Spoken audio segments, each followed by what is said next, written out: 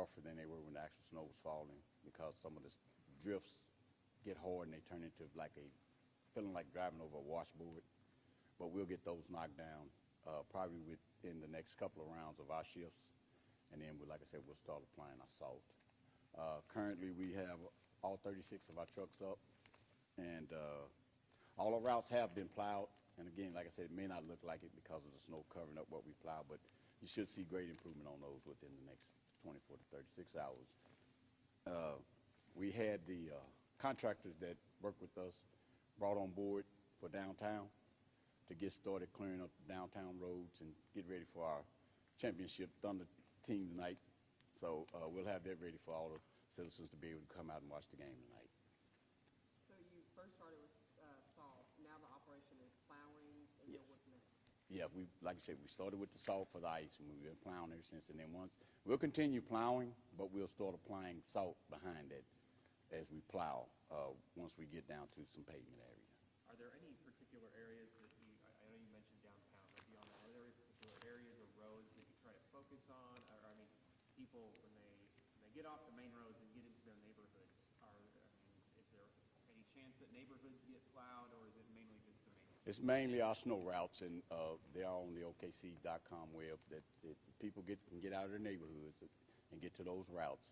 They are more drivable, more serviceable than other roads that aren't being attended to. But we do focus on roads around all our medical facilities to make sure people can get in and out of those.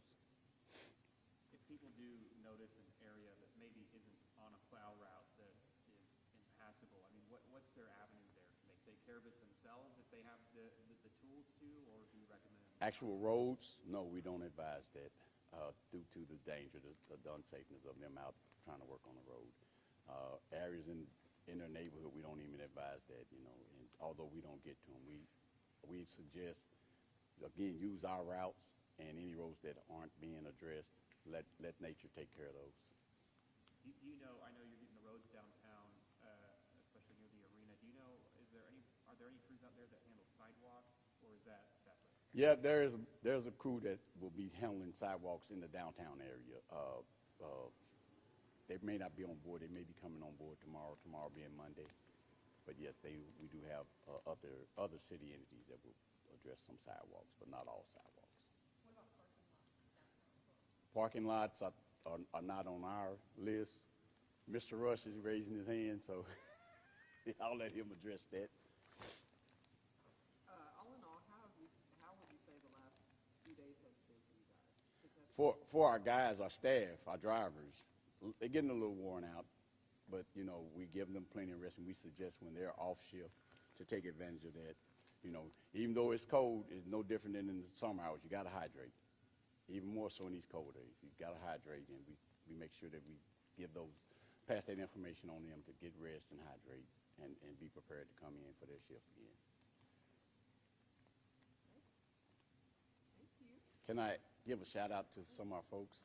I would like to thank all of the city entities that help out with this, but especially our equipment service folks that service our snow fighter equipment. They service our equipment year round, but they really pay attention to detail and put us priority during this time of the year. And also our building maintenance folks that come in and clean up our buildings, because they can get pretty well run down with the shifts being like they are. So I'd just like to give a shout out and thank them. Thank you. Thank you for your work. All right.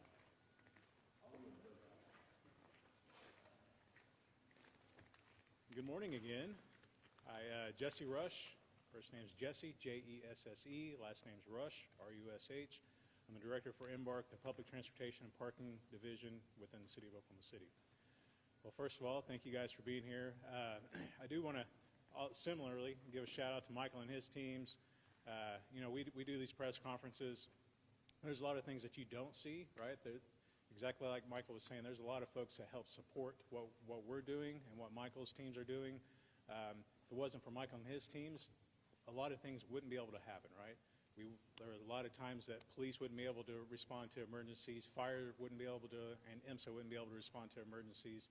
So while it is great that folks are able to drive on the roads, there are other reasons why we make sure that the roads are accessible. for the essential services like police, fire, and IMSA, and also public transit, right? So what we do is also essential for folks to be able to get where they need to go, whether they're riding our fixed route services to be able to get to their jobs. There's still a lot of folks that still have to go to work, even during these weather events. And so we want to make sure that we're able to provide that service so that they can do that, right? Be able to use our services to get to those jobs. Our fixed route services will continue providing that service today. We are still in our winter detours, again, meaning that we're not going into the neighborhoods that may not be able to be plowed. We're staying on the main roads. Our main focus is making sure that we're getting buses to folks that need to be able to use that service. That's why we're staying on those main roads. Our streetcar service, those folks have been working at it all night, making sure that the ice is clear in the lines and the track are clear. Again, if you go downtown, you'll notice that the streetcar tracks are just almost perfectly clear. And so we do that for safety reasons, right? We want to make sure that our streetcars are operational. So we'll continue to provide that service all through today and into the evening.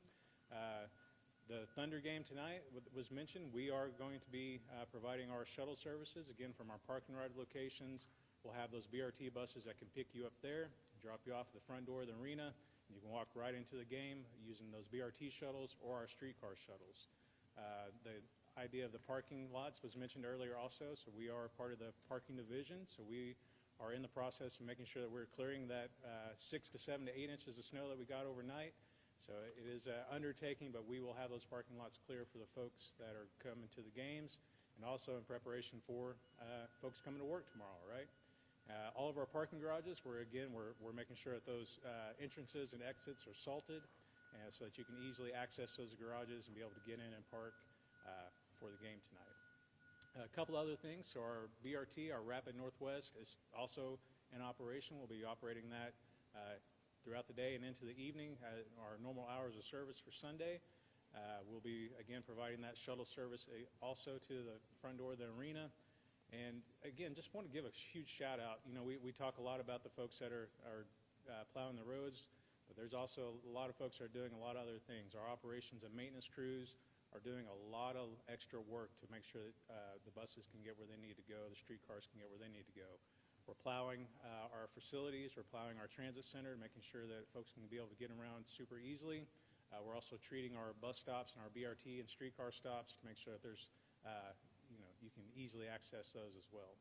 So really appreciate all the hard work that everyone's doing, not just the frontline staff, but also the behind-the-scenes staff supporting everybody that's doing that.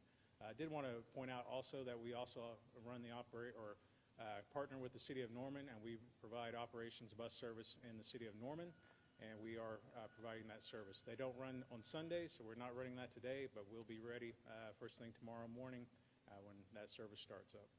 When will you all be out of winter weather mode? As soon as the snow is gone, yeah. So we'll continue that mode. We're running same as Michael and his crews. We're running 12-hour shifts, making sure that everybody's at it. Just looking at the weather, we're thinking that probably Wednesday at the latest. But we have internal calls every single morning. We take a look at what the weather's looking like and to be able to make those calls for that day and the next day. Thank you. Yeah, thank you guys. Thank you for being here. Appreciate you.